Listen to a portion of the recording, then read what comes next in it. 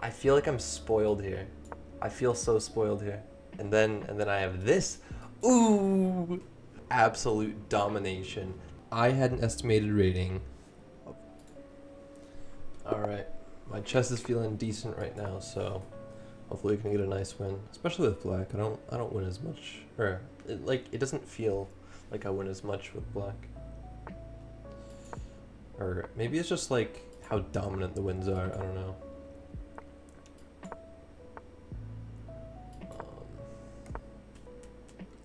I don't really like playing f5 here since the bishop kind of cuts through my king side. Okay, we'll move our king out of the way and then we'll play f5.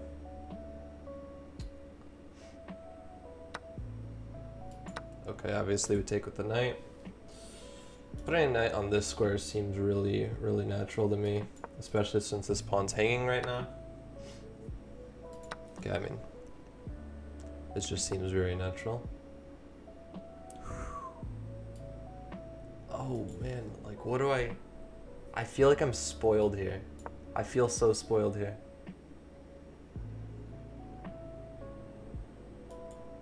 This move looks so attractive. So, for example, rook here, here, here. How do you stop this?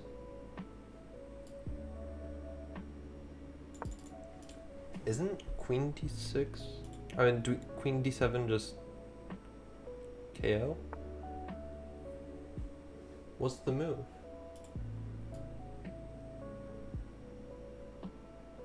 Let's go here. Ah, and then I have this. Ooh. No, get him out of here, dude. He's done. He's done. Look at this. Oh, this is beautiful. This is so beautiful. Wow.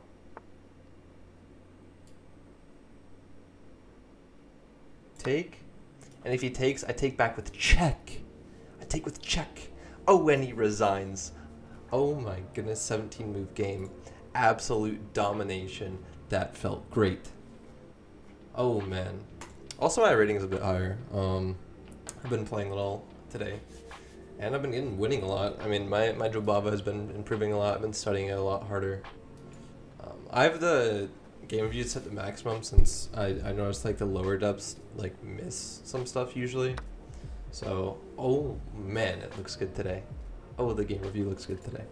But yeah, let's analyze. Okay, so this is just Sicilian, and I played this setup with g6 and bishop g7, and I typically put my knight on h6 in these kinds of positions and try and play for f5. A very typical break against like this f4 e4 setup, like the kind of Grand Prix attack kind of thing, which is what this is. This is the Grand Prix attack for white. But yeah, I just play this like very normal line. It calls knight h6 a mistake, but it's still equal, so I don't really care because it has very clear ideas. So I castle, play king h8, it likes that move, and now I make the very typical break of f5 since everything is kind of prepared for it. And I think taking here is an absolute like fatal error already, because I just have absolute dominant control of the d4 square. And as you can see, after the bishop moved back, I just plant a knight on it. And what does white do? I have this permanent knight there. Permanent. Also, this pawn's hanging, so you have to do something. You either have to play this and like lose on the spot, basically. I mean, you have this move, luckily, but I don't think that holds on for long after e6 and d5. So knight takes is what my opponent picked, and I took back with the knight. I don't want to trade bishops here just simply because my king would be a little weak without my dark squared bishop, and this ended up winning me the game anyways. He doesn't want to give away the dark squared bishop, first of all because I take back with a check, and also because then his dark squares become weak because he played this f4 move, and usually you don't want to trade the dark squared bishops in that position if your opponent gets to keep their dark squared bishop. But yeah, trading dark squared bishop for dark squared bishop here would probably be good for white, but I did it this way, and he plays g3 to simply defend the pawn. I think the best move here is probably just taking, even though it doesn't feel great, and you're not really supposed to, but it's a lot better than g3, in my opinion. doesn't like to give feedback. Yeah, bishop takes d4. It's only minus like 0.8, but my opponent made this move, and now it's already -3. Yep, bishop h3. I mean, obviously, this is what you do when, like, it has this Swiss cheese around the king here. You just plant your Leicester bishop around the Swiss cheese, especially since this bishop, like, is never going to get back in. My opponent tried to do that, but it failed tactically. So I think my opponent, like, their idea was obvious here. They wanted to play bishop d5, and they wanted to bring the bishop all the way back and trade off this strong bishop.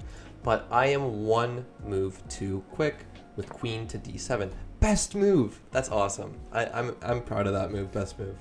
I'm sure queen c8 also works, but that loses the sight of the e-pawn and makes it a little bit weak for no reason. So queen e7 is a lot more accurate. But I believe the other one would have worked anyways. Let me just check real quick the computer. Yeah, this is just a slight bit worse. Yeah, queen d7, pretty obvious move. I'm creating a battery with my bishop, so this entire diagonal is mine permanently. So my opponent here, logical move. Yes, best move, good. Because you simply want to bring the bishop back, but I think my attack is simply too strong after bishop back to g4. And this comes with tempo because it attacks the queen. If you move the knight back, I play bishop here anyways, because if bishop takes, then I fork the king and the rook. So I think my opponent played queen d2 here, which you'll notice sets up this fork as well. So this is like a big family fork, and I think I am just completely winning after bishop f3. Great move. Thank you, computer. Feels good, man. And the idea here is very obvious. If you take, you get forked on literally everything, and you get absolutely sauced. And I mean, it should be obvious why you're losing here. You're straight up losing a queen. Yeah, I mean, it's -3 here. White can do nothing. What's the best line? Rook e3. Rook e3 is the best line, and yeah. Rook e3, bishop takes d5, knight takes d5, e6, knight c3, and e5 is, oh wait, that's not e5. And e5 is apparently still better for me. Although I think rook e3 is definitely a little bit more challenging. Wait. Yeah, rook e3 is definitely the most challenging move. But, I mean, that's a little bit hard to find in the first place. I didn't see it. It kind of like cuts everything off. Your bishop and queen like suck with the rook on e3, so it's kind of an unnatural move, in my opinion. Also, I can bring like my knight back and hit it, like after I take, I don't know. Seems pretty good to me, regardless. But my opponent played bishop e3, and I mean, the very, very obvious move here is take on d5. And the reason my opponent resigned here is because you can't take this piece back. If you take on d5, again, you have this family fork on f3. For example, here in takes. And then if you try and take this, saying, aha, you can't fork me on the square anymore, I take with check. And I would resign anyways, since he cannot recapture this piece. I have the bishop pair, I'm up a piece, the king side is in shambles, and surely it's like almost mate here. I mean, the best move is, again, rook e3, and very simple reason is because after king f1, you have queen h3. It is obvious after here, I shouldn't say here, queen e2, king e2, and queen slides back to g4. Very accurate move, making sure the king does not escape to d1. This is a very typical attacking idea. These nice the diagonal checks to keep the king from escaping to those nice squares. So yeah, king back to f1, and I simply have queen to f3 check, and you'll notice the king is absolutely sauced here, so you have to block the queen and get checkmated in one move. So yeah, I mean, very clean game by me, in my opinion, and the computer agrees with me. Cap scores. My opponent, respectable, had a gap score of 80.7. You may like, but you completely dominated in the entire game. Well, he still played all right. Like he still had chances to, you know, hold the game for a little bit longer. He just missed those like once, so it's not going to take off that much accuracy for like one mistake. And I had an accuracy of, I think this might be my highest accuracy that I've recorded on YouTube, 94.4. Whew. I mean, that's a pretty respectable accuracy. That's like almost GM level. IM level, I guess. And estimated rating, oh man, I'm proud of this.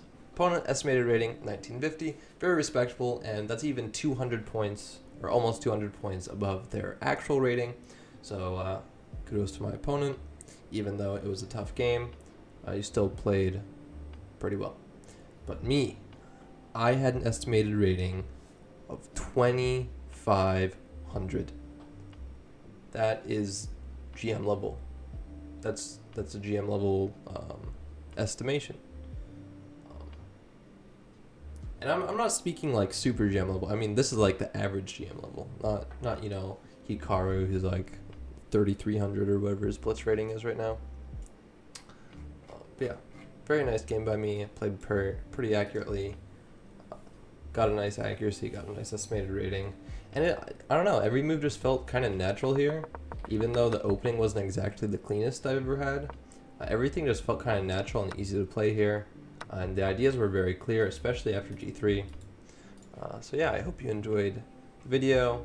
Hopefully it was more educational today. I think I explained pretty well today. So don't forget to like and subscribe, and I'll see you in tomorrow's video.